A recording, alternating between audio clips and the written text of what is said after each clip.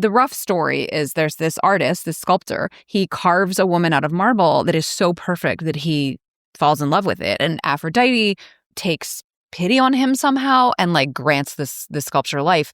And they live happily ever after and have a kid together, which like doesn't fit with my understanding of like the Greek sense of storytelling. Like there should have been a tragedy there. Have you ever had something you love dismissed because it's just pop culture? What others might deem stupid shit, you know matters. You know it's worth talking and thinking about. And so do we. So come overthink with us as we delve into our deep thoughts about stupid shit.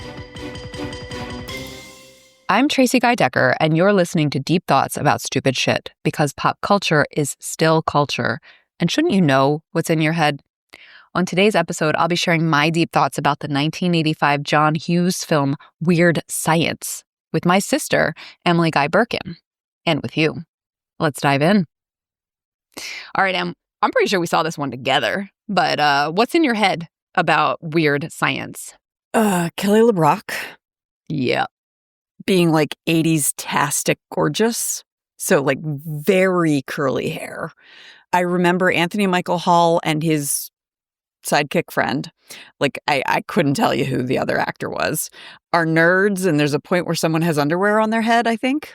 Bras. Yeah. Oh, that's right. That's part of the like magic ritual they use with the computer.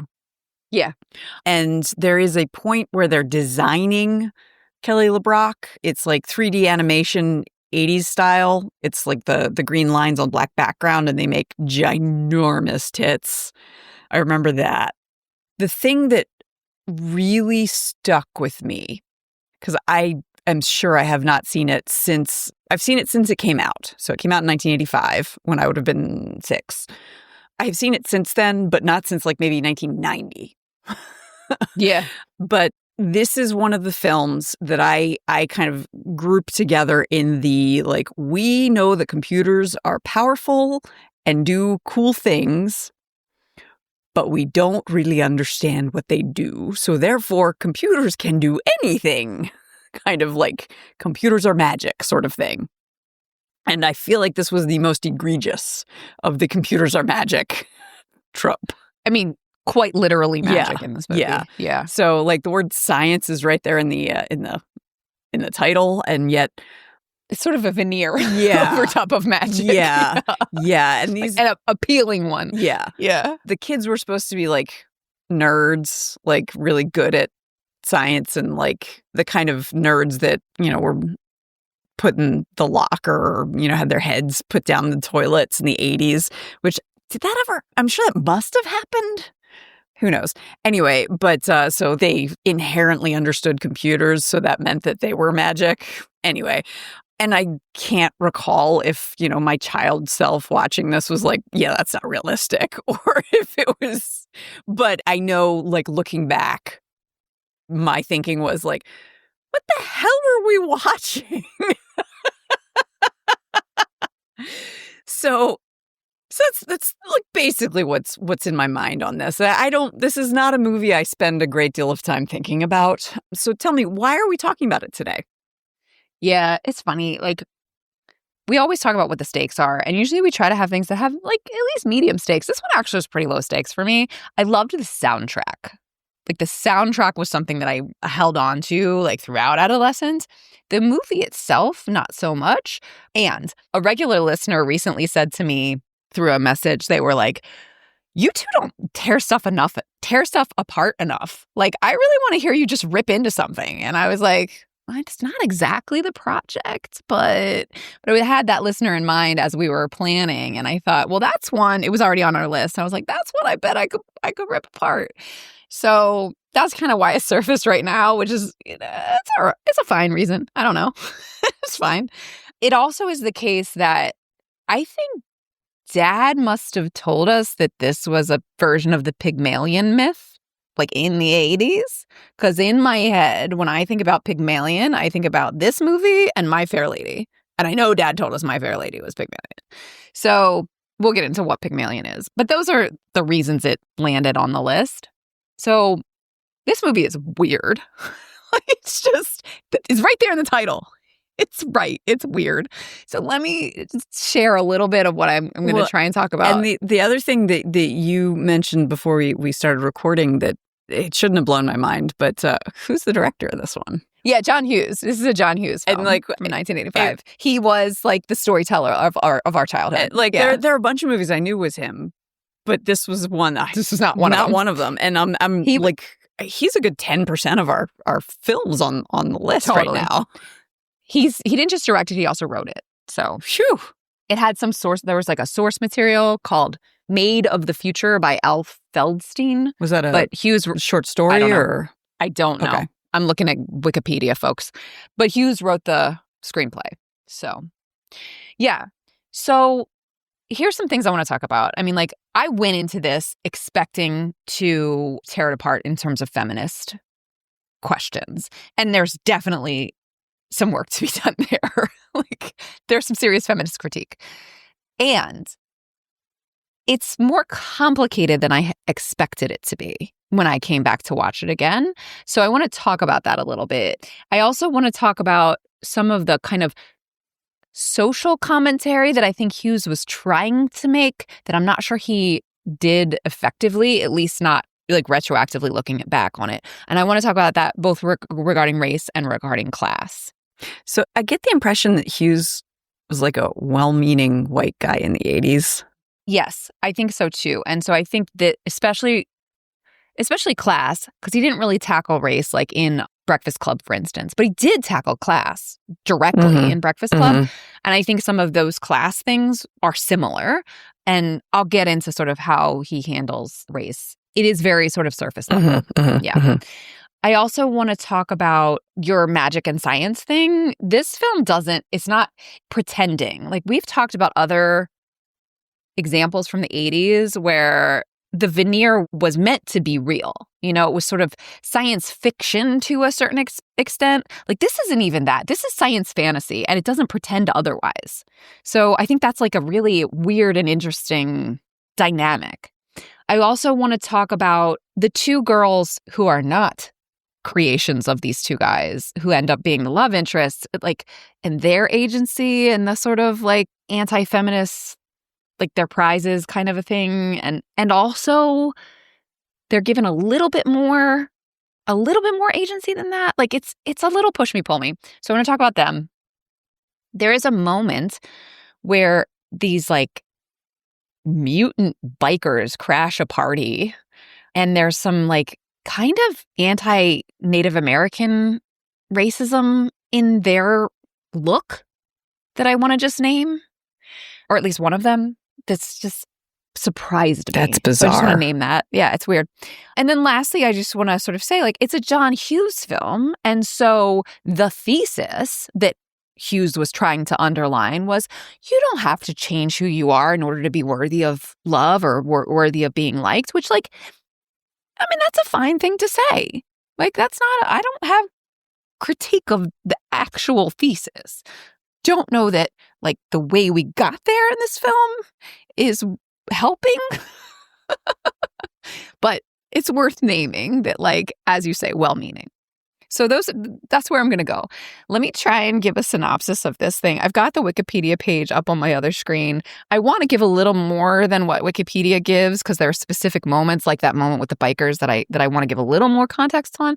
So, listener, you know I am not very good at being concise, but I am doing my best, and that's going to be good enough. So let's go. You're good enough. You're strong, smart enough, and doggone it. People like you. People like me. Yeah. So the movie opens, we sort of pan up from sneakers up these two boys. It's, as you say, Anthony Michael Hall as Gary and his sidekick, who you don't remember. The character's name is Wyatt, played by Ilan Mitchell-Smith. And so these two guys are standing there in their gym clothes. So two short shorts for, like, especially by today's standards, you know, these like pasty, skinny, nerdy white kids. And they're watching a full girls' gym class doing gymnastics and like ogling and sort of saying, you know what I want to do with them? Shower with them. And they're like talking about how amazing it would be to like be cool and like have these girls over for a party or whatever. And Wyatt, the not Anthony Michael Hall character, says, that's never going to happen. Nobody likes us. Nobody likes us. And Gary, Anthony Michael Hall, says, why you got to bring reality into it? We already know reality. Let the fantasy be the fantasy. And so Wyatt's like, yeah, you're right. And so they keep talking and they point out 2 specific girls that are going to fall in love with the 2 of them. Their names are Hilly and Deb. So they start talking about Hilly and Deb, and then we see behind them, these 2 jocks come up and are listening to them and laughing at them. And these 2 guys are played by, one of them is a young Robert Downey Jr. I don't remember the other one, the other actor. It doesn't really matter.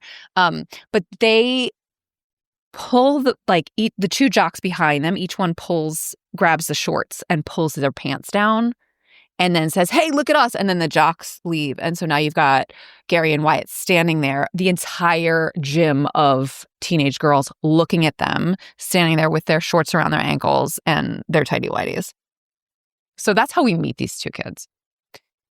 The next scene is at Wyatt's house. Wyatt's parents are out of town, so Gary's sleeping over. We learn that Wyatt is very rich because Gary's in the bathroom, which is like an ensuite to Wyatt's room, just messing around with shaving cream and whatever. And Wyatt says, hey, man, don't make a mess in there because the maid doesn't come until next week. And he made a big mess. Anyway, we also hear that Wyatt's older brother, Chet, is home from college. Gary's like, oh, man, why didn't you tell me Chet was going to be here? I hate him. He's the worst. So now we know that Chet's a bad guy. Played by Bill Paxton, by the way. Very young Bill Paxton. And then we see they're like watching TV in Wyatt's room, and they're watching like a 1930s Frankenstein movie. And all of a sudden, Gary's like, you know what? That's a good idea. And Wyatt's like, what? What's a good idea? And Gary says, we could make a girl. We could make a girl, and then she would like us because we made her. And Wyatt's like, that's disgusting. Stop. I'm not digging up a dead girl. And Gary's like, no, your computer. And he points to this computer, which in 1985 was really, really, really fancy. So they decide to do this. And so they're like cut out magazines, like they have Playboys and they have National Geographic, and they're like feeding into a scanner all of these like pictures, like including like Einstein. And apparently the computer can scan a picture of Einstein and know what to make the brain like, because computers are magic, as you say. So they put all the stuff in, and the thing you remember about the sort of, it was kind of like blue lines, like Tron looking thing of like a female body, and they make the boobs huge, and then Gary's like, no, bigger than a handful, and you risk spraining your thumb or something like that. So they make them small again. It's so offensive. Anyway, because it's about his thumb and not her back. it's just anyway. So they need more power. So we see them like somehow like hack into some government facility, and it cuts to this like government facility with like reel-to-reel tape, and this guy in uniform is like, what is happening? Like everything's spinning really fast. And Wyatt's like, this is so illegal. We're so going to get caught. Anyway, they keep going. They hook up a little like Barbie doll to like 2 electrodes. They've got the bras on their heads. Wyatt's even like, why do we have bras on our heads? Gary's like, it's for the ritual of it. It's for the ritual of it, Wyatt, or something like that. And then we see like a shot of the house from the outside, and there's Where this like did they red get the bras? Wyatt's mom, I guess. Ew. I mean, they're very white and very like old-fashioned. Okay. So we cut to the outside of the house, this giant, Wyatt's rich. And there's like a red cloud and like lightning and stuff. And then it's like a hurricane inside the house. And the boys are like, what is happening? And they're freaking out. And they unplug the computer, and it doesn't matter. Like it keeps going. And like Gary grabs a baseball bat, and Wyatt's like, no, it was a birthday present. And he like goes to hit the computer with the baseball bat, and the baseball bat, like a fiberglass baseball bat, shatters. So the computer is still, and it just like, it's crazy, pandemonium. And then it stops, and Kelly LeBrock walks through fog wearing the outfit that the doll had been wearing, which was like blue panties and like a crop gray heather sweatshirt. So they did it. They created this woman. These boys are meant to be 15. Kelly LeBrock was in her mid-20s. when they made this movie. And she is absolutely magic. So she's like, we're going to party. Let's go party. And they're like, what? And they're 15-year-old boys, and they're not very social, and so they're very nervous. So she somehow has this 1960s pink Cadillac convertible. She's all dressed up in like a shiny, what's the word I'm looking for? A strapless dress with like long gloves. They put on suits to go out, and they walk out of the bedroom into the hallway, and the suits transform out of the like sort of lame Chet suit into these like very, for 1985, very dapper, dark suits. She takes them to this bar. It's like a blues club. And this is the sort of weird racist moment. They walk in, and it's mostly Black folks, older, not kids. So they're in their 40s or 50s or whatever. And it's a blues club, and they like walk in, and the boys are like, we don't belong here. Oh, she gives them fake IDs, by the way. She just sort of like, she's like a holodeck. She just makes them. She's Janet from The Good Place. She's totally Janet from The Good Place. She just, like, whatever she needs, she just wills it into being. So she wills these 2 fake IDs for them into being. So they go into this club, and the boys are like, we don't belong here. And she's like, what are you talking about? It's a public place. Of course you do. It's a public place. So they go and sit down, and they're, like, very awkward with these. They're sitting at this big table of, like, 10 people. And the guys are like, the other men are like, what are you doing with these 2? And it's just weird and silly. Gary gets drunk, and Anthony Michael Hall does this shtick where he sort of takes on the Black scent of the guys at the table. So like and AAVE? Like, I mean, yeah, but from the 80s. Okay. So like, listen to this, y'all. Let me tell you how it is. That sort of thing. And like, the men are charmed, like in the movie. They think it's funny, and they're into it. They're with him. And it's funny, like, to see Anthony Michael Hall doing this shtick. And also, like, gross. It's weird. And, like, I think the kind of message that we were meant to get is, which actually Lisa is Kelly LeBrock's character's name. Lisa says, like, they're just people. People are people, right? And, like, that's the message. Which, look, these Black folks who are older than you, they're just people. People are people, right? But the actual mechanism by which the connection was made, it wasn't just Gary telling stories about being unlucky in love in the 8th grade. It was in this sort of appropriative, like, accent, which I admit, watching Anthony Michael Hall do it I was charmed. And also, like the race and racism and analyst in the back of my head is going, oh, Trace, that is not okay. So, like, all of that was true. Okay. So the next day, the boys wake up and they're back in their room, and like everything seems to be normal, and like they think maybe they dreamed it, and they're like, we had the same dream? What? And then we know it wasn't a dream because Wyatt gets up out of bed and he's wearing the outfit that Lisa was originally wearing, which was just the underwear and top. So from that, there was an implication that maybe they had sex, but actually Lisa makes it clear they never do. She says, you fell asleep or something like that. So Lisa promises to stay out of Chet's way. Chet is the older brother. Chet is a dick. He's like been at military school, which his main takeaway and joy on that is that it's taught him how to be cruel. So he extorts money out of Wyatt to keep things secret, and he's just a jerk. And Lisa, we see her kind of listening and like really cringing and like wanting to do something, but she promised that she would stay out of the way. Shenanigans ensue. The boys are at the mall and they like are picking out perfume for Lisa, and the girl behind the makeup counter is like, aren't you the boys who got beat up at homecoming? Or, like, we just keep seeing more and more examples of how these two are really outcasts. We see the same two jocks who pants them in the very first scene at the mall, drop a slushie on them from the second floor of the mall down to where they're sitting and like publicly. Were bullies really that cruel in the 80s, or was it just that's how movies were? Not at our schools, I don't think, but I don't know. I think maybe they were. I mean, I've talked to enough people our age and a little older who talk about, facing like actual physical threats that I think maybe they were.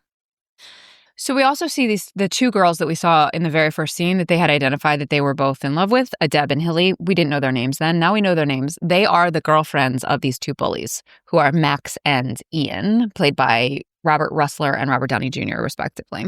So, and the girls are played by Suzanne Snyder as Deb and Judy Aronson as Hilly. So they're the girlfriends of these two jerks, and they do not approve. They don't like it at all.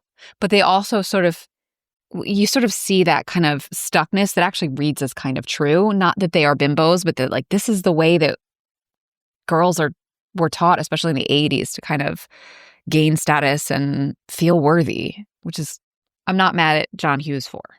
So we also see Max and Ian, they see Lisa and they like turn around on the escalator, like go the wrong way on the escalator, chase her and try and track her down. And there is like one of those like comeuppance moments where they're trying to talk her up and she's like, no, sorry, I'm not interested. And then the two boys, Wyatt and Gary, show up in like a Porsche that she has manifested for Gary, that has his like name as the license plate.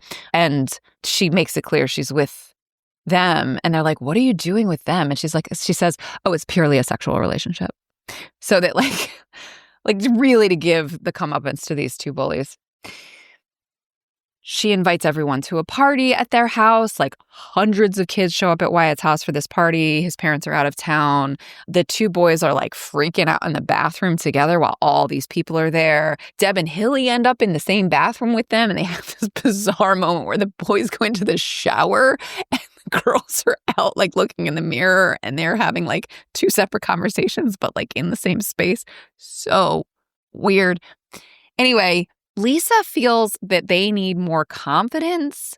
And so she actually like manifests these bikers, which I'm realizing as I'm looking at the Wikipedia page are actually meant to be Mad Max references, which maybe is where the indigenous thing that I saw that is coming from. So Vernon Wells plays Lord General, which is meant to be referencing his Mad Max 2 character, but he's got like mohawk hair with like feathers in it and like war paint on his face that very much reads as meant to look like Native American. And then the other two, there are four total bikers who show up and they like crash through the giant windows in this house. And there's that guy, and then he's got a woman with a collar on a chain. And then there's a guy with sort of facial dysplasia. It's not the same actor who played the guy in Goonies, but he has the same condition. And then a guy with like a metal plate, like somehow affixed to his skull, to the front of his face. And they are like menacing the party. And Lisa is like, you guys need to do something. You need to make them go away. And they're like, no. They're like hiding in the closet. And then eventually these Mad Max bikers like take Hilly and Deb kind of hostage, and it's really gross the way they're menacing them. And then the two boys step up and sort of fight them off, and the girls fall in love with them as a result. There were some other shenanigans that I missed. So, for instance, Lisa picks Gary up from his house and has a conversation with his plumber dad and like very like conservative mom, and they do not like the way that she talks to them, and she just like doesn't care, and it's bizarre and cringy. And then she somehow makes them forget about it, and like the mom just forgets the encounter, but the dad actually forgets that they have a son at all. There's a very, very gross moment where the two bullies are like, we're so sorry about the way that we've treated you, but you guys can have Deb and Hilly if we can have Lisa. Yeah, it's really, really gross. And they don't obviously take the deal, but what they do is to try and impress these two tormentors of theirs. They're going to make another woman for them, and they want bigger tits. Like in that same scene where the original two nerds were like, no, too big. These guys are like, bigger, bigger. It's really, really gross. But they forget to hook up the doll, and instead, like, these two electrodes end up on either side of an image of a Pershing missile. And so this giant missile erupts from the floor and breaks through the ceiling, and like all of these weird things happen in the house. So like the kitchen just turns blue, and like all the stuff gets kind of sucked up into the fireplace and up through the chimney, including at one point a piano and the girl who was playing the piano. But of course her clothes get ripped off first, so she's in just her underwear when she gets pulled up through the chimney and lands in the outdoor swimming pool. It is just weird and gross and unpleasant. And doesn't Chet get turned into like a toad or something? Yes, that comes later. Okay. Because he's out duck hunting or something at this point during the party. So Lisa comes and is like, you guys, you forgot one thing. You forgot the doll. And that's when the missile comes up. Meanwhile, like, Wyatt's grandparents had come by, and Lisa somehow makes them like catatonic but smiling and sticks them in a cupboard. And they're just so weird, so weird. So after all the guests have gone, Deb and Hilly are still around. And we see the two couples kind of paired off, and like it's the brunette girl and the brunette boy, and the blonde girl and blonde boy is the way it gets paired. But we see the I don't remember which is which, but we see the one saying to Gary, like, weren't you scared? And he was like, yeah, I was scared, but you know, I did what I had to do, and you know, whatever. So they end up paired off. In the morning, Chet comes home. The house is a mess. Like, none of the furniture is in the house anymore because it all went up through the chimney and is in the yard. And the kitchen is still blue. And, you know, so he's this super, you know, hyper masculine macho asshole. He's coming home from duck hunting, so he's got a shotgun. He actually like goes into Wyatt's room where Gary and his girl, who I think is Deb, are in one of the twin beds, and he like points the shotgun at them, like in their, like touching their faces, like what happened. And then he goes to find Wyatt, and he's in what looks like a little girl's room. I don't know if they have a sister or something, but anyway, he's in that bed with Hilly, and similarly, like, he's menacing and threatening and like physically like grabs and like, what's the word I'm looking for? Like headlocks Wyatt, and Wyatt's like, you can have my college money, you can have my Social Security. And anyway, Lisa shows up, and like she's talking to them, and somehow Lisa convinces Chet to let the two younger boys take the two girls home. So they go off in these two fancy cars, like a Porsche and a Corvette or something, to take the girls home while she's talking to Chet. And that's when she ends up turning him into this weird toad fart monster. So they drop the girls off. Each of them confesses his love for his prospective love interest, and the girls reciprocate. They come back to Wyatt's house, and they park their cars kind of opposite one another so that the driver's sides are matched. And they get out, and they're both I'm just so happy. I'm in love. Isn't it great? And whatever. We got to talk to Lisa. They're walking in. They're going to talk to Lisa. The cars disappear, like with this weird like lightning effect that kind of accompanies Lisa's magic. And they go in and they have a conversation with her where she's like, you fell in love, didn't you? I'm so proud of you. That's all I ever wanted was for you to be happy. And they're like, aren't you upset? And she's like, I mean, a little. And she's a little bit teary-eyed, but all I really wanted was for you to know how great you are. Something like that. And then she like gives them each hugs, walks into the bathroom, and then a fog machine activates, and she kisses them, like waves, what's the word I'm looking for? Blows a kiss goodbye and disappears. And then once she's gone, like all of the mess magically like fixes itself. Like the books, like everything comes back up at the top of the chimney, down into the house, and sets itself back up. The books go back on the bookshelves, like everything. And so the parents are arriving as things are being set back together, and they come in, and the two boys come downstairs, and we see Wyatt go to give his dad a hug, and his dad's like, no. Shakes his hand instead. And the mom says, are you guys okay? And they're like, yeah, we're fine. We just hung around. And mom says, Daddy had this crazy idea that you maybe had a big party or something. And they were like, no, not us. Not here. No way. So that's the end of that. The very we see Chet come back to normal. The very final scene, another gym class from where we started, all boys, and the whistle blows, they line up, and it's Lisa wearing like very little but workout gear. And she says, okay, drop and give me 20. And then all of the boys like hit themselves in the forehead and fall backward. And I don't actually understand what that was supposed to mean. Maybe it was some reference. I don't know. Anyway, that's the end of the movie. I probably missed stuff. It's 30 minutes in. It's good enough. So let me just start quickly with Bechdel test. This movie does not pass, though it comes close because Deb and Hilly talk to one another quite a lot. Mm-hmm.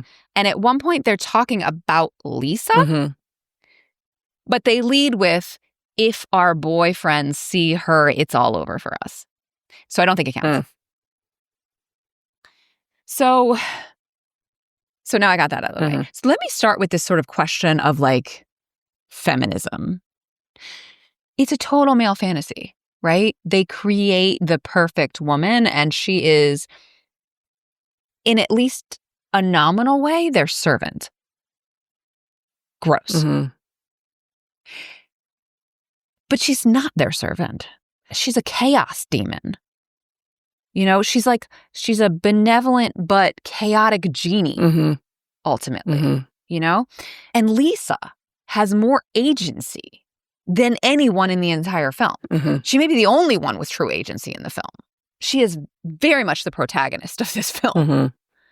And so that, to me, like pushes back against even though it's a fantasy wish fulfillment, it's a fantasy wish fulfillment in which Galatea, the sculptor, has full agency and is an agent of chaos. You know, the thing that in retelling this, and I had not remembered that part at all, where the bullies say, like, you can have Deb and Hilly if you give us Lisa, which, ew. And then the fact that Gary and Wyatt say, like, no, but we'll make another one for you, ew. Considering the fact that Lisa has agency and has made it clear that she is a fully realized human being with, we don't know human being, but like is capable of thought, is capable, like she's sentient. Yeah. And then Gary and Wyatt stumbled into this, but then the bullies are saying, no, bigger tits. And like, ew, ew, ew, ew. And it reminds me of, have you seen the film Ex Machina? It is about, there's a brilliant inventor who has made basically lifelike androids that are you are incapable of telling the difference between them and real human beings. And he brings another man to his like very remote island to do a Turing test to see if he can tell if he can tell the difference. The Turing test is to see if test the difference between like artificial intelligence and real life. All of his androids are women. And my spouse and I had very different responses to this because the android he's testing fakes being in love with the tester, and she is very, very Machiavellian, kills all the humans, and then like gets out and is like let loose on the world with absolutely no morals or conscience. And I was like, right on, sister. Yeah. Because you saw and you see like footage of other androids like destroying themselves trying to get out. And to me, it was like, so Oscar Isaac plays the inventor. Like Oscar Isaac has created these sentient beings for his own pleasure, sexual pleasure. Yeah, yeah, and like that is the epitome of cruelty. And so that's what I was thinking of when you're talking about Robert Downey Jr. and the other bully. Like, we're doing this for our own enjoyment, and who gives a shit? Who gives a shit how she feels when we know from Lisa that she has sentience, she has agency, she wants things. Yeah. It's all of those things, and it's part and parcel with how they feel about Hilly and Deb. It is, exactly.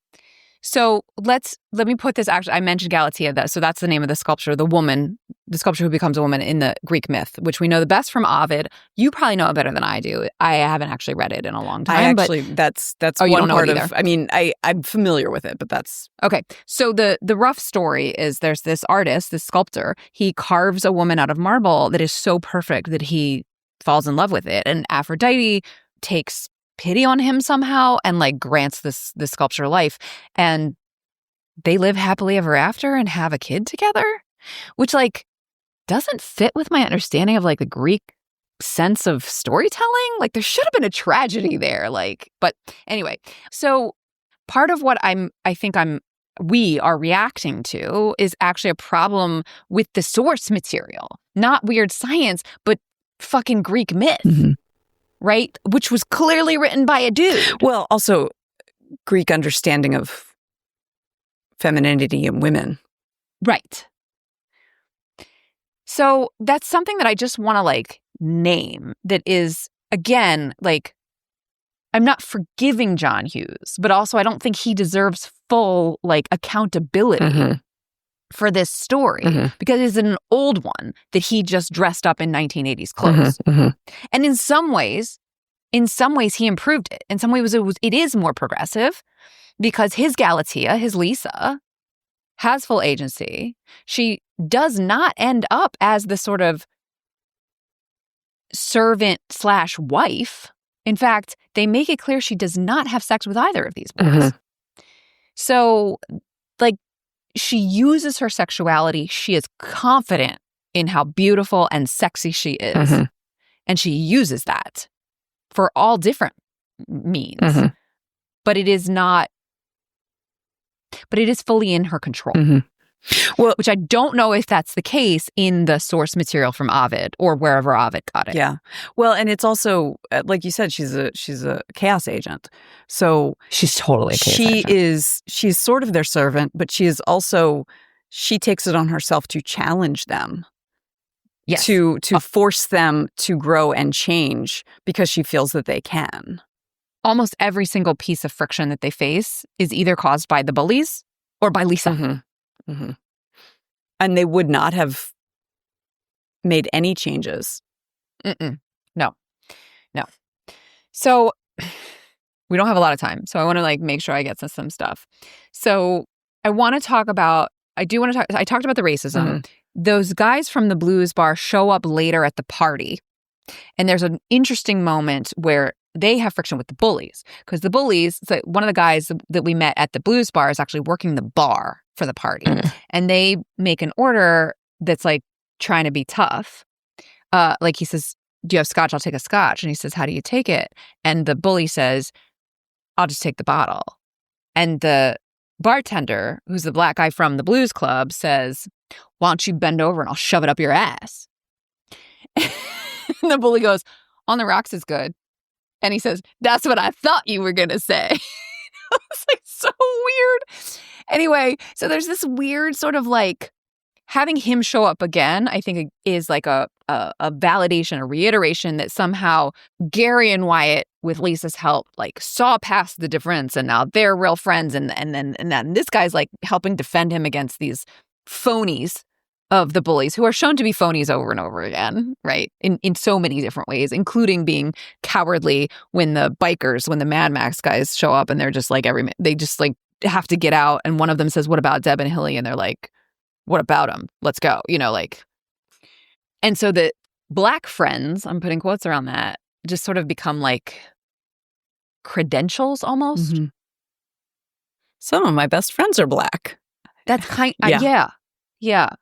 So those are the sort of pieces I wanted to trace on kind of race in this movie, which is, it's not a lot. It really isn't, but it's there.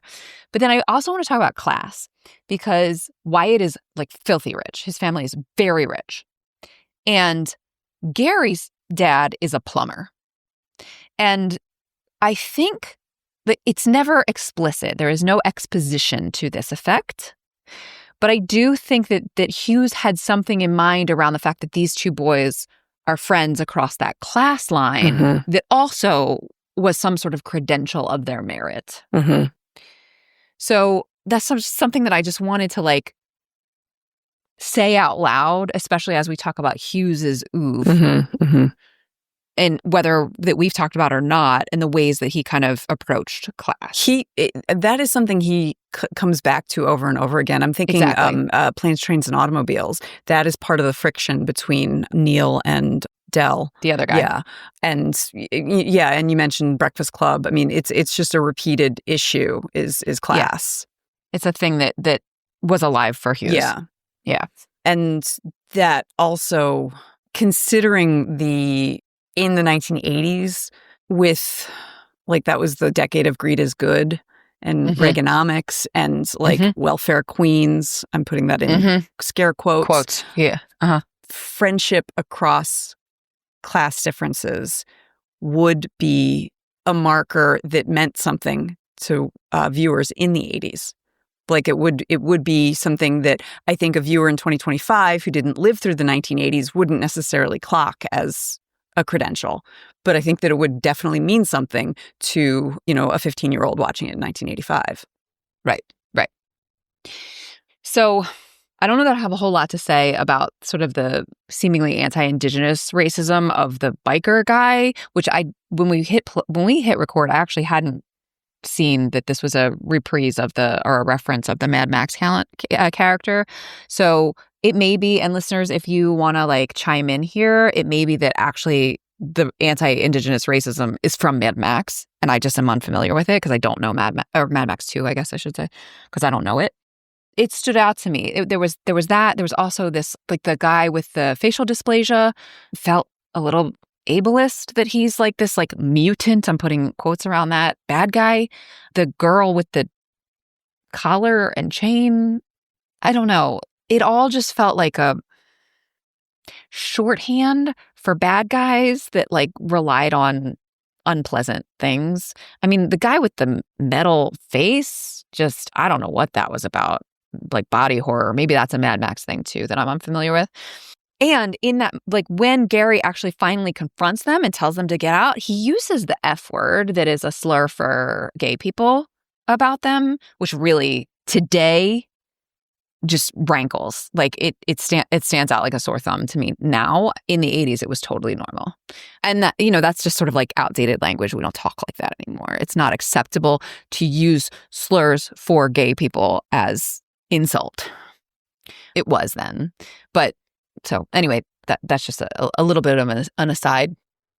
Lastly, I want to name, I think I said this, Hughes's thesis here: you don't have to change who you are in order to be worthy of love or worthy of whatever, success.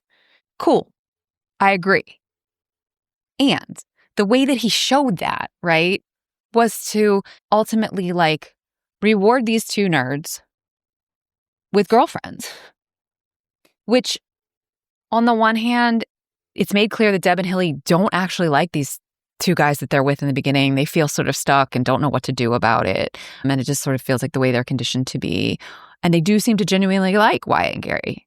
On the other hand, like, women are not prizes.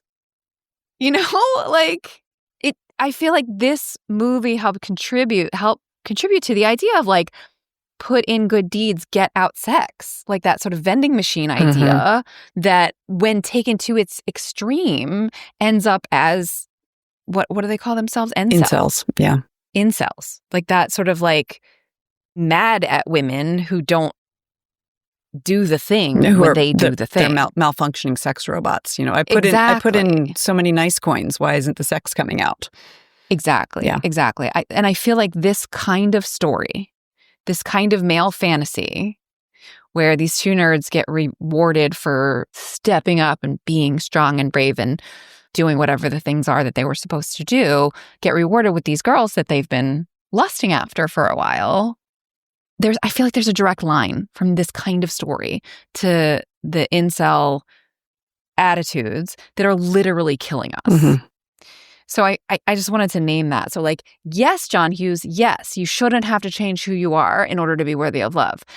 It's not a guarantee. There's no like guarantee that if you like be who you are, you get sex and love. So, all right. I do have one thing that I want to talk about, like kind of more meta, before you kind of do your synthesis. So Kelly LeBrock was huge, like all over in the 1980s. Sometime in the 2000s, I can't remember exactly how long ago it was. I can recall that she was on one of those celebrity weight loss shows because she'd gained weight as she got older, as you do. As one does. Mm-hmm. And I remember the narrative about it was like she let herself go. And there was this sense that she had been worthy when in 1985 when she had this male fantasy body, when she, was this perfect Playboy centerfold. Yeah, like literally, if you could make a woman, she's who you would make. Yes. That's what this movie is about. And then 20, 25, 30 years later, as a older woman who had had many years of life with all of the joys and heartbreaks and tragedies and life experience, because her body looked different, she was on some sort of weight loss show, which I don't have any opinion about her decision to go on that. That is between her and whatever she decided to do. But that is a personal decision on her part. But it had to have been in some way embarrassing to do that. Which is, that sort of narrative that she let herself go, like, fuck you. Well, I've decided whenever I hear that, when you say let yourself go, I've decided to think of that as like you're on a ride and so you let yourself go. It's like, whee! Yeah. Yeah. Because the thing is, our bodies are our bodies and they do what they do. Body's gonna body. Yeah. That's what bodies do. Yeah. So, and like the thing is, she is a gorgeous woman. Yeah. Mm-hmm. No matter what size she is. And so the male fantasy that she represented in 1985, for one thing, with makeup and like the fan blowing and the fog machine is anyway, and like everything perfectly tweezed. So that is something that I'm thinking about as well. Like, you don't have to change who you are to be worthy. Unless you're Kelly LeBrock. Unless you're Kelly LeBrock and you happen to age. and you're 40 instead of 20. Yeah. So that's something like, would that story be the same if it were about Deb and Hilly? Yeah. Thinking about Galatea, would that story be like, you don't have to change who you are to be worthy? That's not true of, I've just lost her name, Eliza Doolittle, because she has to stop speaking. Well, Eliza was a statue. That's really gross. Like Eliza is the raw clay that. You mean Galatea? No, Eliza. Okay. She had to change who she was in order to be the woman he wanted to love. Yeah, yeah. All right, we're out of time. Yeah. So let me see what I can remember to reflect back here. So doesn't pass Bechdel. Not feminist, but also not as anti-feminist as I expected when I came in because of the degree of agency and power and benevolent chaos that Lisa actually... I want to be an agent of benevolent chaos. Amen, sister. Amen. I want that to be my title on LinkedIn. I thought it was public intellectual. No. I just changed it. It's benevolent agent of chaos. Okay. So not as anti-feminist as I expected because Lisa is the protagonist. Lisa is the most interesting, the most powerful, the most wonderful character, period. The most interesting. Hands down. By far the most interesting. There is this sort of Pygmalion trope, which is the Greek myth whereby Pygmalion is an artist who creates a sculpture out of marble and falls in love with it, and then Aphrodite brings it to life and they get married and have a kid. Ew. So ew to this movie, but also and I hold John Hughes responsible for the movie he made, but not accountable for the story because he was borrowing it from thousands of years of culture. There's some weird stuff about race and class in this movie whereby relationships across those differences become credentials of goodness, but we don't actually see the work, at least around race. And in fact, the work that we do see is sort of appropriative and surface level.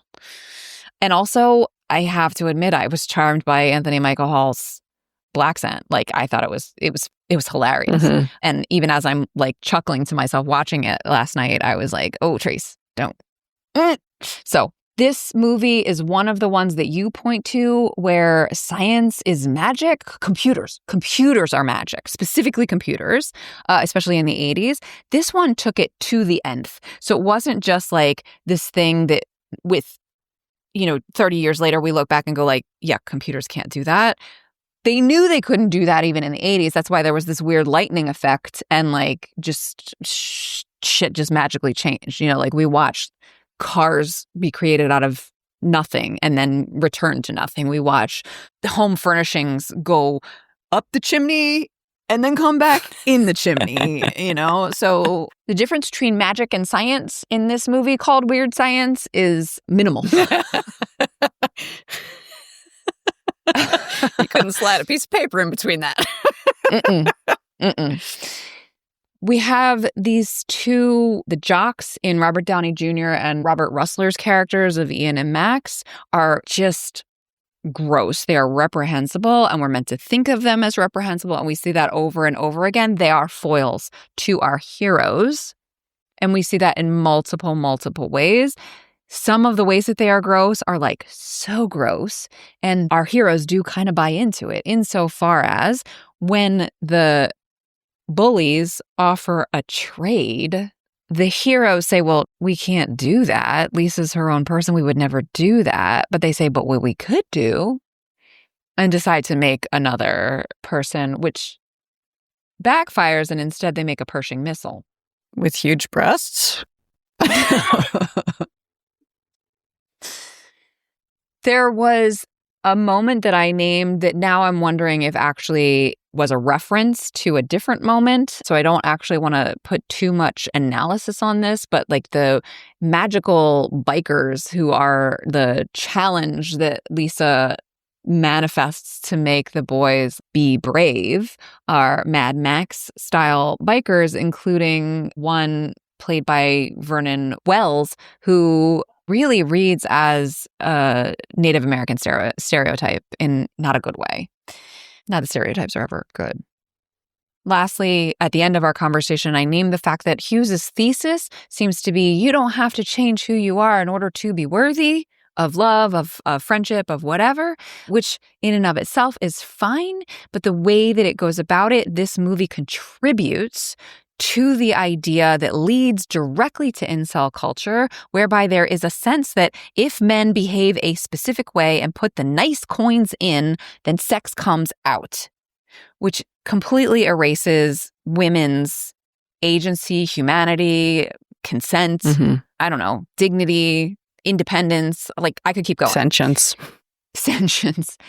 So this movie does contribute to that cultural phenomenon. And I think we need to hold it accountable for that. And you actually named it as related to another film, Ex Machina, whereby that is even more egregious. But again, this is in the background, influencing the movie makers who end up making Ex Machina. So I think that's worth it's worth naming that this is part of the furniture of the mind of the folks who make Ex Machina. This is part of the furniture of the mind that ends up creating incel culture. Did I forget anything? Just the connection to like Kelly LeBrock herself. Oh, right. Yeah. Yeah. She has to change who she is in order to be worthy. If she dares to gain weight. Or age. Yeah, if you don't drop dead at 27, how dare you in any way change the way you look? Yeah. Well, I don't know if that'll satisfy our listener who wanted us to tear it apart, but I had fun. What are you bringing me next week? Speaking of Pygmalion, I am going to be bringing you my deep thoughts on Mannequin. Oh, it's totally Pygmalion. It is. Sweet. We're on a roll, Em. It was unintentional, but there we are. We're on a roll. All right. Well, see you then. See you then. This show is a labor of love, but that doesn't make it free to produce. If you enjoy it even half as much as we do, please consider helping to keep us overthinking. You can support us at our Patreon. There's a link in the show notes. Or leave a positive review so others can find us. And of course, share the show with your people. Thanks for listening. Our theme music is Professor Umlaut by Kevin MacLeod from Incompetech.com. Find full music credits in the show notes. Thank you to Resonate Recordings for editing today's episode. Until next time, remember, pop culture is still culture. And shouldn't you know what's in your head?